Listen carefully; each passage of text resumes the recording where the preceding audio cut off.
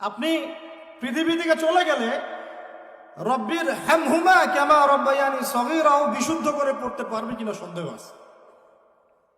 দোয়া করে রব্বির হামহুমা কামা রাব্বায়ানি সাগীরা।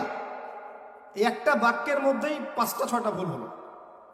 বলে রাব্বির হামহুমা কামা রাব্বায়ানি সাগীরা, এভাবে বলে আপনার ছেলে। ব্যর্থ পিতা আপনি, একজন ব্যর্থ পিতা, একজন ব্যর্থ মা।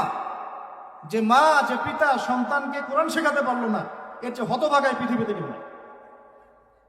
কোরআন আল্লাহ পাক আপনাকে দিয়েছেন শোকেজের মধ্যে তুলে রাখতে।